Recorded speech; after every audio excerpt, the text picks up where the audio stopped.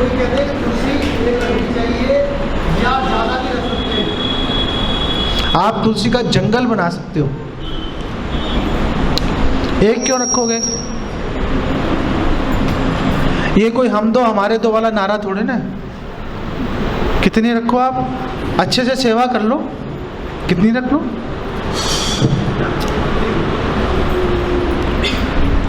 और किसी का प्रश्न है? माइक।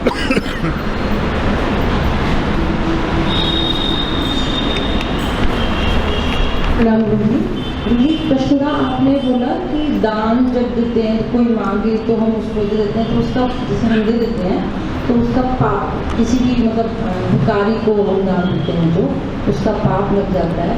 लेकिन एक दोहा है ना, उसके ऊपर के रहमन हुए मर चुके जे कहूँ मांगा न जाए, उनके पहले में वो वे हुए जिन्हें वो पुण्य के सत्यनारायण। मतलब अगर आपके सामने कोई आया है और आप उससे दे नहीं रहे, उसका मतलब आप उससे भी ज़्यादा मरे हो, तो इसकी थोड़ा सा। तो क्या हम योग्य अयोग्य पात्र का विचार करें या ना करें? देखो, दो बातें हैं। दया सब पे करनी चाहिए,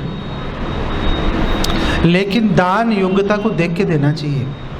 भगवान कह रहे हैं भगवत गीता में, जो विद नॉलेज, जो ज्ञान सहित काम करता है वो श्रेष्ठ होता है। जो बिल्कुल अंधेपने में काम किए जा रहा है, कोई विवेक का प्रयोग नहीं कर रहा, वो अच्छा व्यक्ति नहीं होता। तो जो ये भिखारी हैं, क्या करें इनके साथ में? अगर आपने भिखारियों की हेल्प करनी है, आप अपने घर से कुछ प्रसाद अपने साथ में आप कैरी कर सकते हो। कोई आए भिखारी, आप उसको प्रसाद दे दो, कुछ पैकेट्स बना के ले जाओ, आप उसको प्रसाद दे दो, ले भाई। वो प्रसाद खाएगा तो उसको सुकृति मिलेगी, भगवान की भक्ति में जुड़ने का अवसर मिल जाएगा।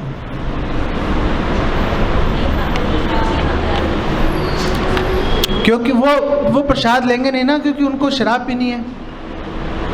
अब आप खुद सोचो, हाँ, अब आप खुद सोचो, आपने पैसा दिया, वो पैसा वो ले जाके उसने मिसयूज किया, उसका कुछ तो इफेक्ट आएगा, कहीं तो उसका असर आएगा। तो अगर वो पैसे का उसने मिसयूज किया, गलत प्रयोग किया, तो उसका आप पे उसका फल लेना पड़ता है आपको। उसका कई बार तो जबरदस्ती का फल मिल जाता है। जैसे जो राजा जो भी काम करेगा ना, प्रजा अपने आप उसका फल के भागीदारी हो जाती है। अब कुछ कर ही नहीं सकते, क्या करें? कुछ कर नहीं सकते, अपने आप कुछ किया नहीं, लिया नहीं, घर बैठे बैठे फल मिल जाएगा आपको। कर्म की गति बहुत गहन होती है, इसलिए सोच समझ के काम करना चाहिए।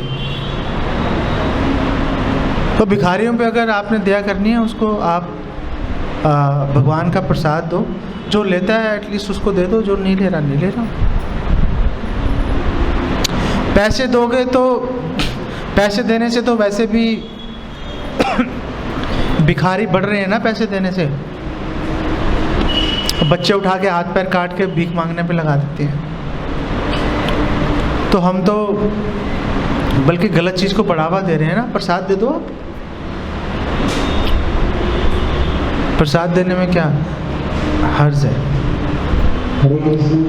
जैसे महाराज आप करने वाले मन में बहुत श्रद्धा आते हैं, बहुत विचार बहुत आते हैं मन में।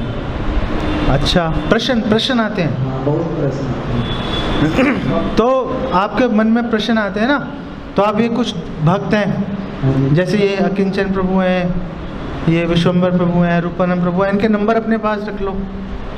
इनको आप 2-3 दिन में कभी बीच में फ़ोन करके इनसे बात कर लिया करो, इनसे अपने प्रश्न पूछ लिया करो आप। अजय आपके मन में प्रश्न आ रहे हैं, उसको लिखते रहो। भूल जाते हैं ना, प्रश्न आया भूल जाते हैं 5 मिनट में, उसको कहीं लिख के रख लो।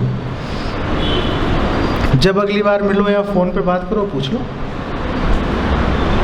ठीक है? ये जो प्रश्न होते हैं ना, जो शंकाएं होती हैं, ये समझो एक एक मन के पत्थर हैं ये, और आपके ऊपर रखे हुए हैं। जब तक इनको उतार के नीचे नहीं फेंकोगे ना, तब तक आप तेजी से चल नहीं पाओगे, नहीं। इसीलिए प्रश्न जो है वो प्रश्न तुरंत पूछ के उसका निवारण करना चाहिए। लेकिन इसका मतलब ये नहीं है कि रात के 1 बजे फ़ोन करना शुरू कर दो। टाइम बात करके सबकी सहूलत देख के बात कर लो, अपने जितनी जल्दी से जल्दी है उसका निवारण कर लो। बेसिकली प्रश्न का अपने बात यदि कभी ऐसी परिस्थिति आ जाए कि आप घर से निकले हो, आपके पास प्रसाद नहीं और कोई दीदी आपसे कोई भिखारी मित्र आ जाता है, वो प्रसाद ही मांगता है, तो आप ड्राइवर पे और मानसिक भूख लगा के आप उसे दे सकते हैं, सेम अफेक्ट होगा या कंट्री से टच करके? एक्चुअली मैं सच बताऊं आपको तो बाहर की बनी हुई चीज़ें भगवान एक्सेप्ट नहीं करते। फ्रूट्स दे सकते हो, फल दे सकते हो, मानसिक भूख, हाँ आप कर सकते हो। और जब भी आप किसी को कुछ दे रहे हो साथ में हरे कृष्णा तो बोल ही दो। वो वही मजबूर हो जाएगा, एक बार तो बोलेगा ही, मजबूरी में हरे कृष्णा, बस काम हो जाएगा उसका, नहीं। ओके। प्रभु जी प्रभु जी भोग लगाने की विधि क्या है? तो हमारी एक किताब आती है कृष्ण भावनामृत में पहला कदम। अगर आप बिल्कुल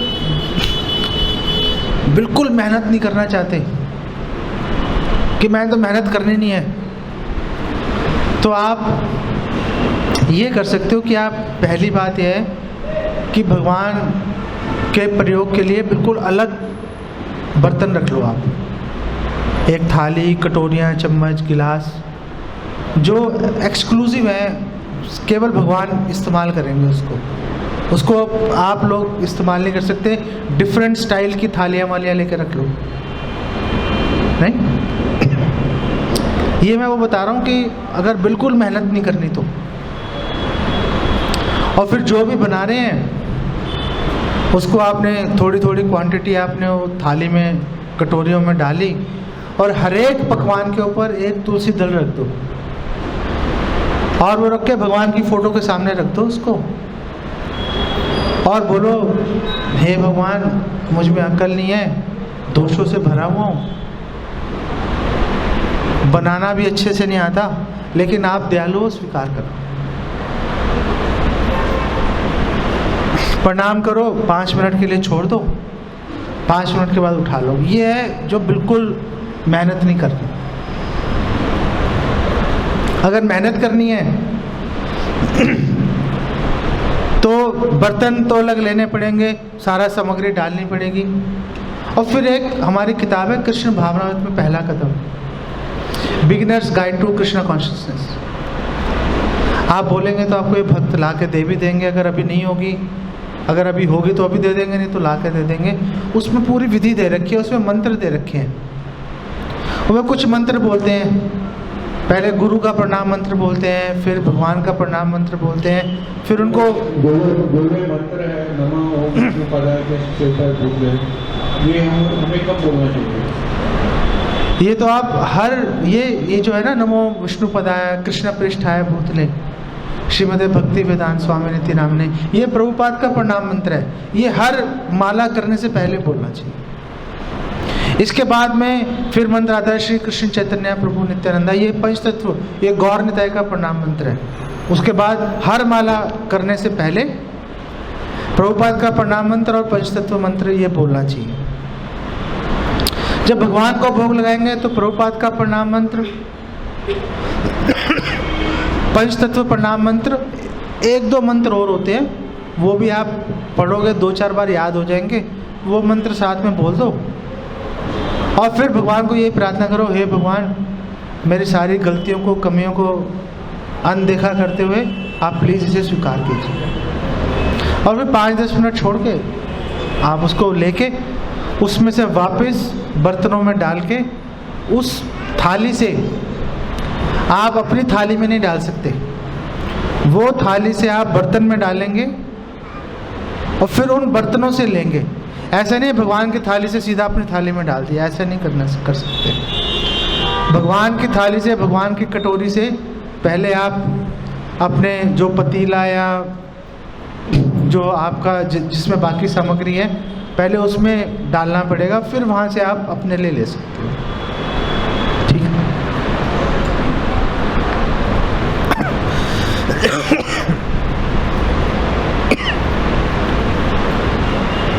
हमने उस बारे में बात करी कि फूल अर्पित हो गया, हाँ, बट उसके पास तो कोई भावना ही नहीं थी और उसकी कोई ऐसी इंटेंशन ही नहीं थी, and he was not even thinking about it. हाँ, तो वो एक्सेप्ट कैसे हो गया? क्योंकि भगवान वो एक्सेप्ट ऐसे हो गया क्योंकि भगवान मौका ढूंढ रहे हैं।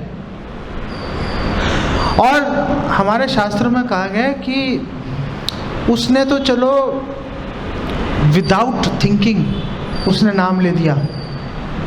अगर आप घृणा से भी नाम लोगे ना, भगवान को गाली दे के भी अगर आप नाम लोगे तो भी कल्याण हो जाएगा। शिशुपाल,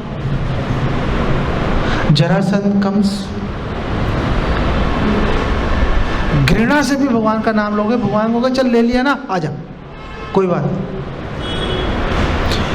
कारण क्या है? भगवान परम शुद्ध है। जैसे सूर्य है ना, सूर्य मल पर दृष्टि डालेगा अगर, तो सूर्य दूषित नहीं होगा, वो मल को स्टेरिलाइज कर देगा, उसको शुद्ध कर देगा। नहीं, ऐसे ही भगवान के साथ आप किसी भी तरीके से, चाहे काम वासना के वशीभूत होकर, चाहे भय से, चाहे प्रेम से, किसी भी तरीके से भगवान के निकट पहुंच जाओ। बस आप भगवान के निकट पहुंच गए, जैसे ही भगवान के निकट पहुंचोगे, भगवान के निकटता से हमारे जितने दोष हैं सारे खत्म हो जाएंगे, क्योंकि भगवान परम शुद्ध है। भगवान की निकटता से ही हमारे सारे दोष गुणों में परिवर्तित हो जाएंगे, बस हो जाएगा काम। पूतना तो जहर लगा के गई थी स्तनों पे, उसको माँ बना दिया, और क्या चाहिए, और क्या चाहिए। और भगवान बेसिकली मौका ढूंढ रहे हैं, यार आ जाओ भैया, गाली गलोच करके आ जाओ, कोई बात नहीं, सोचो तो सही मेरे बारे में। इस हद तक भगवान सोच रहे हैं। इसीलिए तो भागवत में बोला गया है कि जो कृष्णा जिन्होंने उस पूतना का कल्याण कर दिया जो स्तनों पे जहर लगा के गई थी कालकूट, उसको माँ का दर्जा दे दिया। ऐसे कृष्ण को छोड़ के जाऊं कहाँ, क्यों जाऊं, कहाँ जाऊं? इसीलिए भागवतम में बोला गया।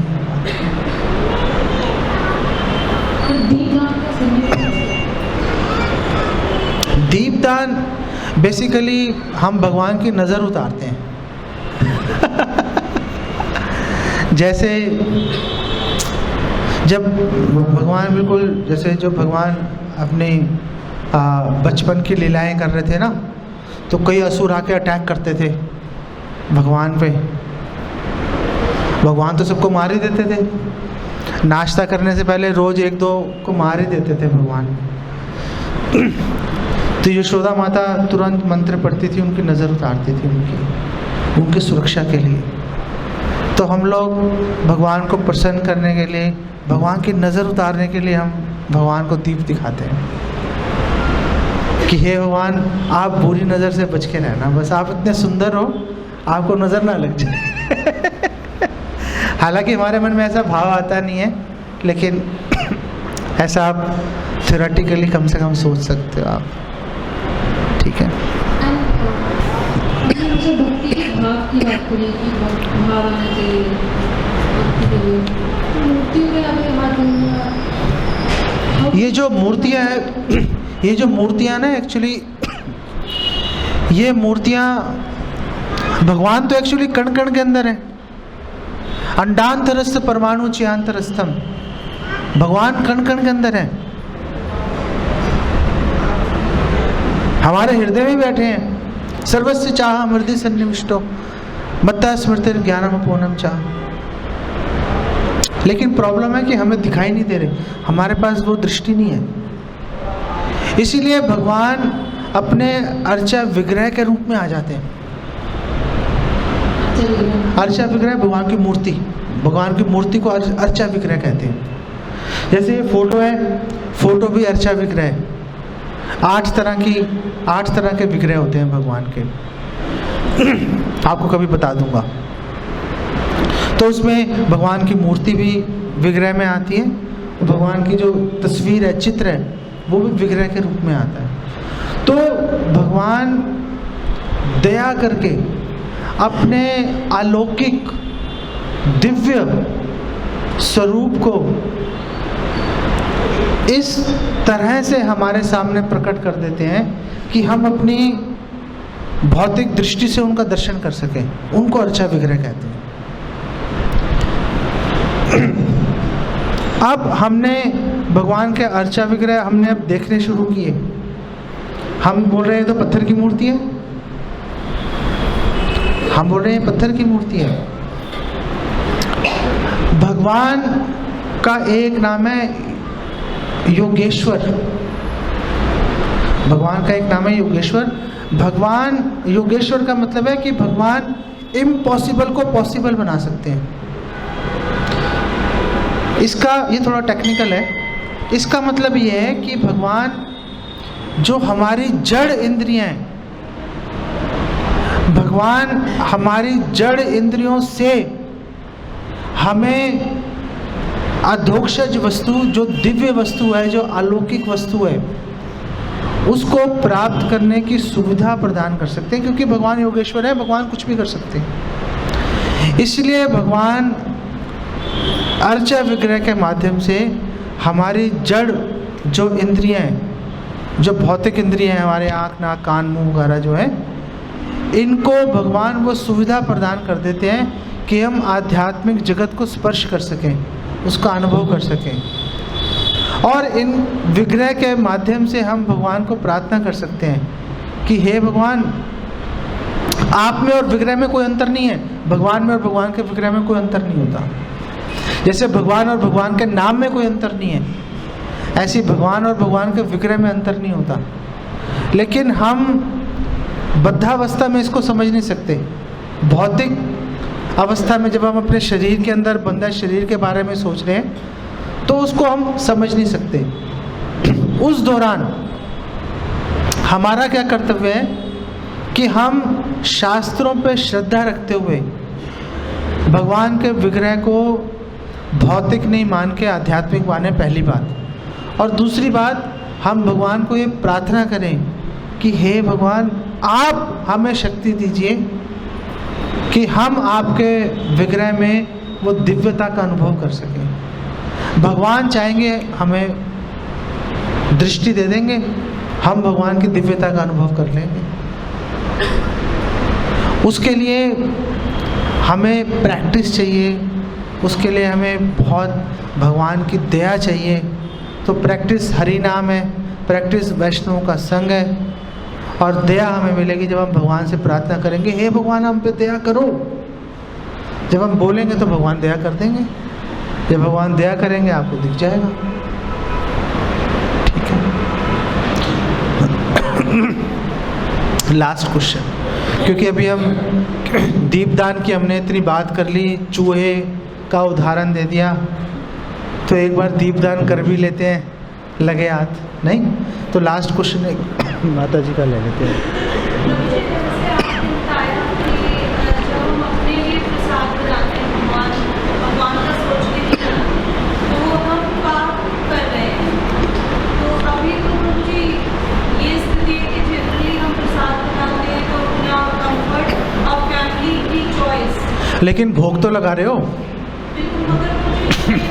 तो ठीक है, आप अपने इच्छा के अनुसार जो आपको अच्छा लग रहा है वो बना रहे हो, लेकिन भगवान को भोग तो लगा रहे हो ना। शुरुआत तो कर दिया आपने, धीरे धीरे भगवान से प्रार्थना करते रहो, आगे बढ़ जाओगे।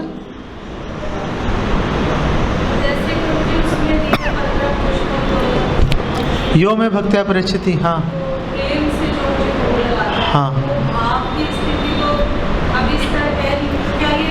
वो हाँ एक्सेप्ट हो रहा है, और धीरे धीरे आपका शुद्धिकरण भी हो रहा है।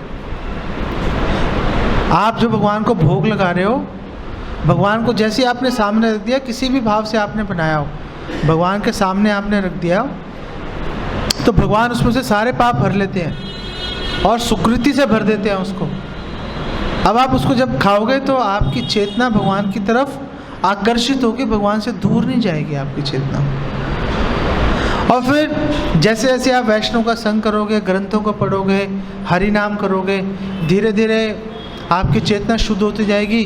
फिर आप धीरे धीरे सोचना शुरू कर दोगे कि आज भगवान को ये अच्छा लगेगा। फिर आप ये पता लगाओगे कि भगवान को क्या अच्छा लगता है, फिर उसके हिसाब से बनाना भी शुरू कर देना। धीरे धीरे हो जाएगा, एकदम से नहीं होता काम, नहीं, धीरे धीरे होगा। ओके, यहीं पे इसको विराम देते हैं। और कुछ